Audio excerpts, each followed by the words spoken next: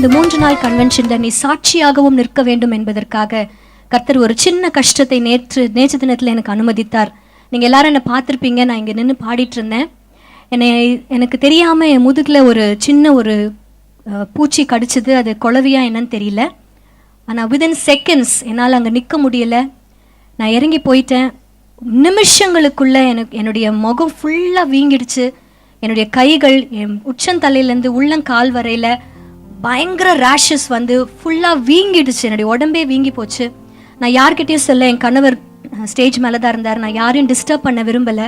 அதனால் என்னுடைய தங்கையினுடைய கணவரை கூட்டிக் கொண்டு உடனே அன்னையர்கள் ஹாஸ்பிட்டலுக்கு நான் கடந்து சென்றேன். நான் ஹாஸ்பிட்டலுக்குள்ளே போகிறதுக்குள்ளே என்னுடைய மூச்சு குழாயில் திணறல் ஏற்பட்டது.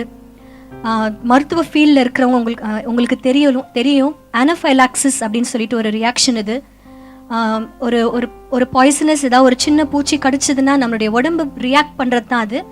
அது அல்டிமேட்லி நம்ம ட்ரீட் பண்ணாமல் போயிட்டோன்னா அது மூச்சு குழாயை சுவாசத்தை அது நிறுத்திவிடும். நான் இங்கேருந்து காரில் நான் கடந்து நான் ஹாஸ்பிட்டல் போகிற அந்த 10 நிமிஷங்களில் ஆண்டவர்கிட்ட கேட்ட ஜெபம் ஒன்று தான். சாமி, நான் இன்னும் உம்மை முழுசாக பாடி முடிக்கல, உம்மை பாடி நான் ஆராதிச்சு முடிக்கல. I still NEET grace time.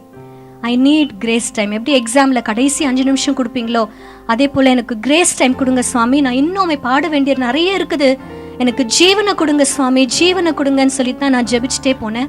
By the time I reach the hospital என்னுடைய பிபி லோ ஆச்சு. எனக்கு தெரிஞ்சது நான் அந்த அன்கான்ஷியஸ் ஸ்டேட்டுக்கு போகிற சூழ்நிலை.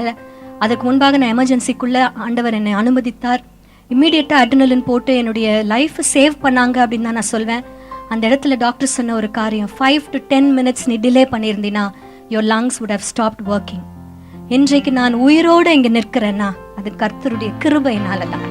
இன்றைக்கு உங்கள் மத்தியில் நான் சாட்சியாய் நிற்க வேண்டும் என்று கர்த்தரனை முன்குறித்ததுனால தான். ஏதோ நேற்று முன்குறிக்கல, முந்த நாள் முன்குறிக்கல, என் தாயின் வயிற்றில் நான் உருவாவதற்கு முன்னமே கர்த்தரனை முன்குறித்ததுனால தான் இந்த நாளில் நான் நிர்மூலமாகாமல் இருக்கேன். ஒரு சின்ன சரணம் மட்டும் பாதி. ஆண்டவர் இன்னைக்கு காலையில் விடியற் காத்தால நான் ஒரு 4 மணி அளவில் இந்த பாட்டு எனக்கு ஞாபகப்படுத்தினாரு. ஒரு சின்ன சரணம் மட்டும் பாடி ஆண்டவருக்கு நான் மகிமை செலுத்த நான் ஆசைப்படுறேன். நான் ஒரு போதும் உன்னை கைவிடுவதில்லை என்றுரை செய்தேன் அன்றோ. நான் ஒரு போதும் உன்னை கைவிடுவதில்லை என்றுரை செய்தேன் அன்றோ. கடலாழத்திலும் அக்கினி சூளையிலும் உன்னை காத்திடும் பலவானன்றோ. விஷ சர்ப்பங்களோ சிங்க கூட்டங்களோ பயம் வேண்டாம் உன் அருகில் நான். என்றுரை செய்தவரை ஆராதிப்போம், ஆவியில் ஆராதனை. என்றுரை செய்தவரை ஆராதிப்போம், ஆவியில் ஆராதனை.